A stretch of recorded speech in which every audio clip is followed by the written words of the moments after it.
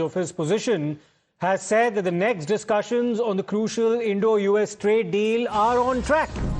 Now, the ambassador emphasized the close personal and diplomatic ties between President Donald Trump and Prime Minister Narendra Modi, stating that Trump's friendship with Modi is real. Real friends can disagree, but always resolve differences. He also expressed optimism for the future of the Indo-U.S. partnership. Sergio Gor also referred to strategic initiatives like Pax Silica, calling it a US-led framework with India as a key partner. So after officially assuming his duties as the American ambassador to India, well, here's what Sergio Gor had to say.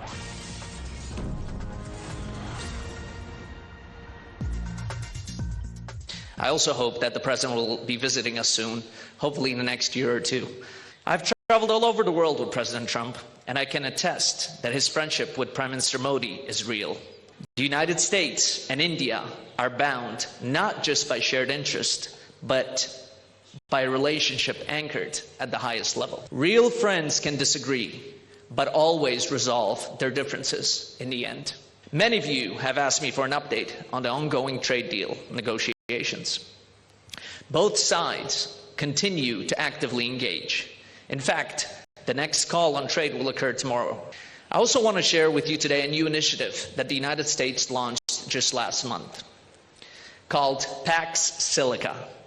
Pax Silica is a US-led strategic initiative to build a secure, prosperous, and innovation-driven silicon supply chain. Today, I'm pleased to announce that India will be invited to join this group of nations as a full member next month. Well, let me go across to my colleague Srinjoy Chaudhary for more on this. Srinjoy, to put it very mildly, Indo-American ties have been through a bumpy ride of late, but promising words by Sergio Gor. What's the brief that Donald Trump would have given him before Sergio Gor took over as ambassador?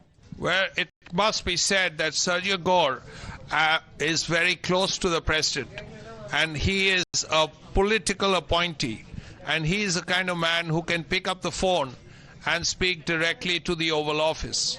So that's a great advantage that India has, because if there is a problem, it can go via the US ambassador to India directly to the president.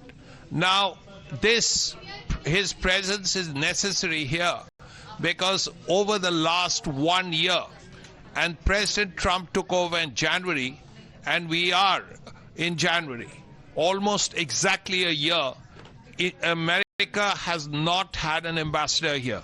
They've had very good diplomats here, but not an ambassador. Now the fact that there is an ambassador, and he is someone the president is very fond of, all of this helps, and hopefully, as he rightly said, President Trump should be here within a year or two, which is very good news. But before that, a lot has to happen. The trade deal has to happen, other issues have to be sorted out, and before the president comes, well, Srinjoy, you would let me just expect... interrupt you. Prime Minister Narendra Modi